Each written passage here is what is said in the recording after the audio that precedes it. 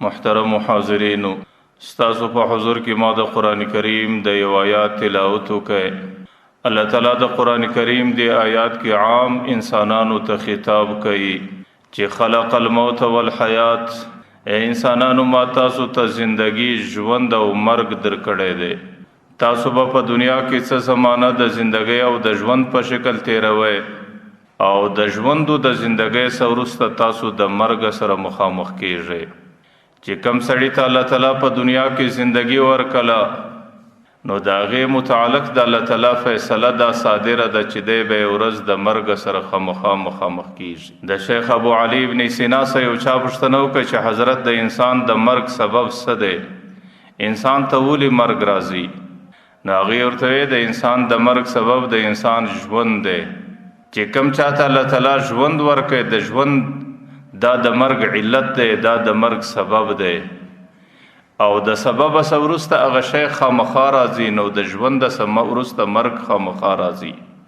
لیکن اوس مرګ د څه دپاره دی؟ ژوند د څه دپاره دی؟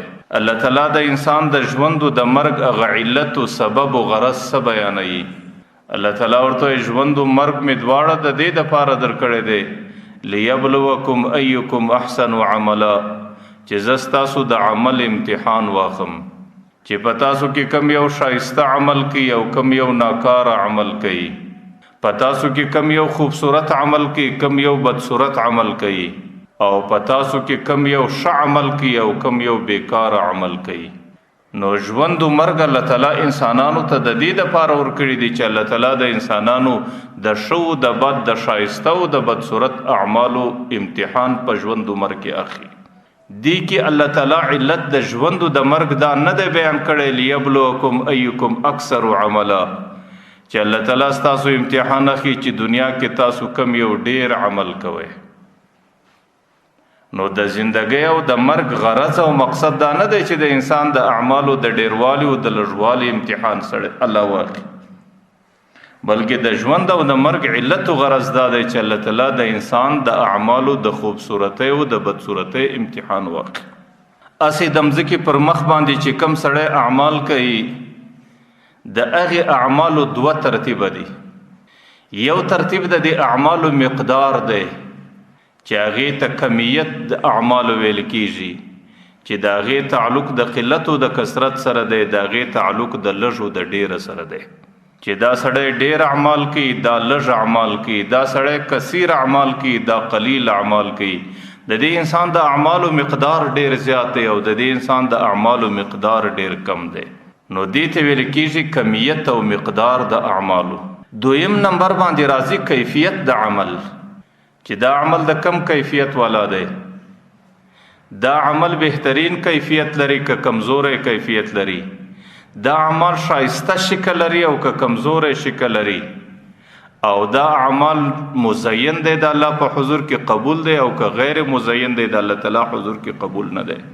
نو الله تعالی چې د مرګ او د ژوند په ذریعه باندې د انسانانو امتحان اخلي، الله تعالی د اعمالو قلت او کثرت ته نه ګوري چې دې اعمالو کې لږوالی دی په دې اعمالو کې ډیروالی دی، بلکې الله تعالی چې د انسان د اعمالو امتحان اخلي، الله تعالی د انسان د اعمالو د کیفیت امتحان اخلي، چې دا عمل کم کیفیت لري، کمزوری کیفیت، بهترین کیفیت.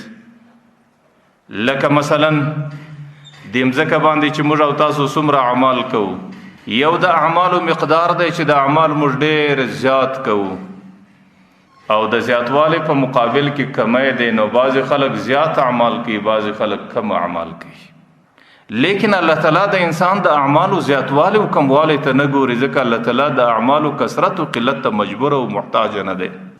دویم شی د اعمالو کیفیت دی. دی اعمال چې دا سړی عمل په کم نیت باندې کوي، نو د نیت په شوالي د دې عمل کیفیت ډیر برابریږي.